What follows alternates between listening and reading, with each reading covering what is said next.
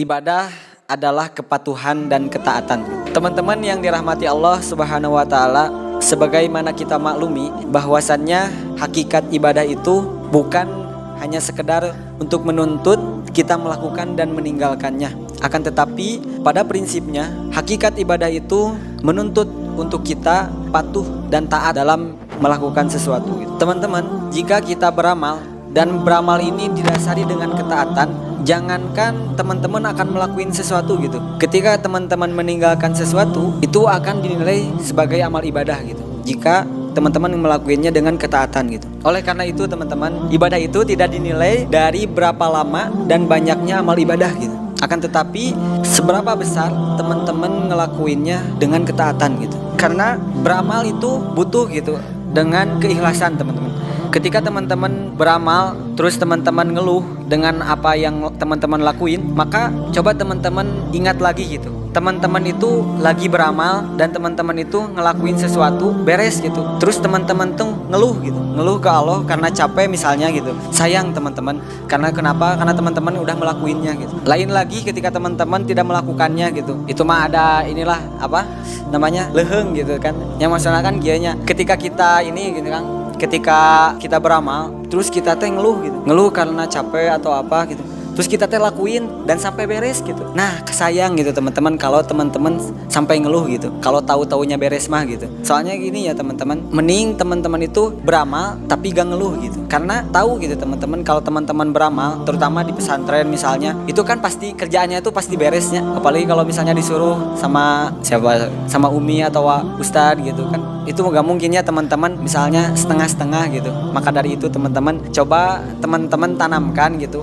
ketika teman-teman beramal meskipun capek, jangan teman-teman ngeluh gitu. Kalau ujung-ujungnya pasti beres gitu dah. Sayang gitu teman-teman ya. Teman-teman yang dirahmati Allah Subhanahu wa taala, ketika kita berbicara tadi gitu, dalam ketaatan gitu. Ketika kita dalam ketaatan, dalam beramal, jangankan yang ditinggalkan, jangankan yang dilakukan, yang ditinggalkan pun menjadi amal ibadah. Ini salah satu contohnya seperti seorang wanita yang haid gitu. Seorang wanita yang haid teman-teman, ketika dalam fase haidnya gitu kan, tidak boleh melaksanakan sholat dan saum gitu. Alaisa idza hadat lam tusolli wa lam tasum, bukankah wanita yang haid itu tidak bisa melakukan sholat dan saum? Maka jelas teman-teman, ketika kita mendengarkan hadis yang diutarakan Nabi ini, bahwasannya wanita yang haid itu tidak boleh melakukan sholat dan saum gitu. Inilah teman-teman yang dinamakan meninggalkannya itu mendapatkan pahala gitu.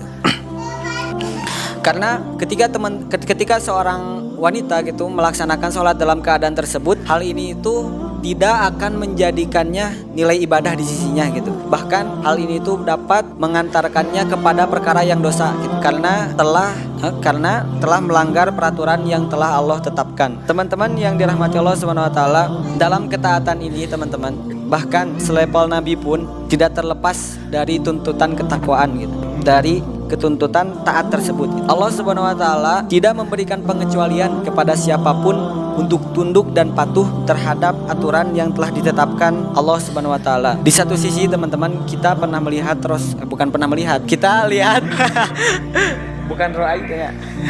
Di satu sisi teman-teman, kita mungkin ada yang pernah juga mendengarkan atau pernah baca, Rasulullah SAW pernah di suatu ketika diberikan penawaran yang sangat menggairahkan gitu teman-teman. Rasulullah SAW diberikan penawaran yang sangat menarik di sisi jika dilihat dari sisi duniawi gitu. Pada saat itu Rasulullah SAW diberikan penawaran oleh kaum musyrikin untuk menghentikan dakwahnya gitu. Menghentikan dakwahnya dan menggantikan isi ayat Al-Quran atau direvisi lagi gitu. Ketika itu Rasulullah SAW diiming-imingi dengan kekayaan gitu. Rasulullah SAW diimingi dengan wanita. Rasulullah SAW diimingi dengan tahta gitu. Nabi saat itu bingung gitu teman-teman. Ya maksudnya Nabi juga manusia ya, pasti merasakan lah yang namanya kenikmatan gitu. Apalagi kalau yang nawarinnya itu bukan orang miskin gitu. Coba teman-teman tahu gak yang nawarin Rasulullah SAW harta, tahta, wanita yang pada saat itu gitu?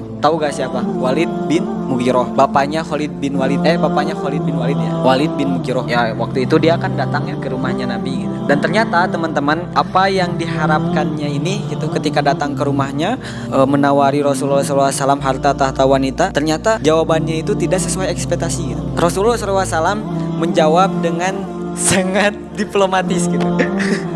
Sangat diplomatis, dan hal ini terekam dalam Quran surat Yunus ayat 10. Ada yang tahu? Ini yang sampai Yunus siapa? Ayat 15. Jawara ada yang sudah sampai ayat 15? Insyaallah. A'udzubillahi minasyaitonirrajim. Wa idza tutla 'alaihim ayatuna bayyinatin qala alladziina la yarjuna liqa anati bi Qur'anin ghairi hada aw badilhu kul ma yakunu li an ubaddilahu min tilqa'i nafsi in attabi'u illa ma yuha ilai inni akhafu in asaitu rabbi adzaba yaumin azim. Artinya, dan apabila dibacakan kepada mereka ayat-ayat kami yang terang, maka orang-orang yang tidak mengharapkan pertemuan dengan kami berkata, datangkanlah Al-Quran yang lain dan ini atau gantilah dia. Katakanlah Muhammad, tidak ada hak bagiku untuk mengubahnya dengan kemauanku sendiri, karena aku tidak mengikuti kecuali apa yang diwahyukan kepadaku, dan sungguh karena aku takut kepada azab pada hari yang besar jika aku mendurhakai Tuhanku. Quran surat Yunus ayat 15. Teman-teman yang dirahmati Allah Subhanahu wa taala, Walid bin Mughirah ketika itu mendengarkan perkataan yang sangat mencengangkan gitu teman-teman. Di Sirah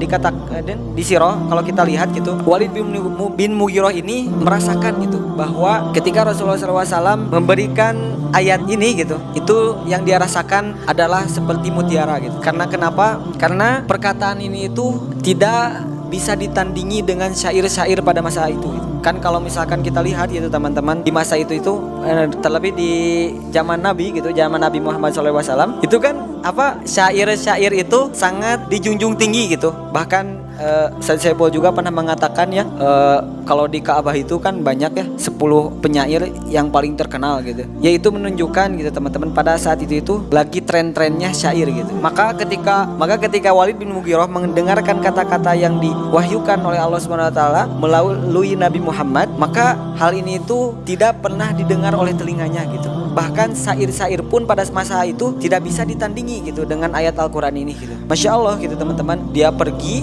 dari rumah Nabi Muhammad, terus di Mekah itu ada perkumpulan di dekat Ka'bah itu. Ada yang tahu gak nama tempatnya tuh? Lupa lagi. Ya dekat Ka'bah itu ada namanya kan lupa lagi lah pokoknya nama itu. Jadi Walid bin Mughirah itu ketika pergi dari rumah Nabi Muhammad, dia ke sana gitu dan bertemu dengan para petinggi Quraisy gitu. Abu Jahal gitu. Terus Abu Lahab waktu itu lagi gak hadir gitu. Abu Sufyan gitu kan. Ya pokoknya ketika Walid bin Mughirah bertemu dengan petinggi-petinggi Quraisy yang tadinya Walid bin Mughirah itu ingin menghentikan dakwah Nabi Muhammad SAW, tetapi ketika datang ke rumahnya dengan ekspektasi yang tidak sesuai dengan sesuatu yang tidak sesuai ekspektasi gitu, dia pergi ke kaumnya, ke petinggi-petinggi itu, justru niatnya terbalik gitu teman-teman. Bahkan pada saat itu Walid bin Mughirah ini memberikan pesan kepada teman-temannya pada saat itu, wahai gitu, orang-orang Quraisy, petinggi-petinggi Quraisy, biarkanlah Muhammad gitu.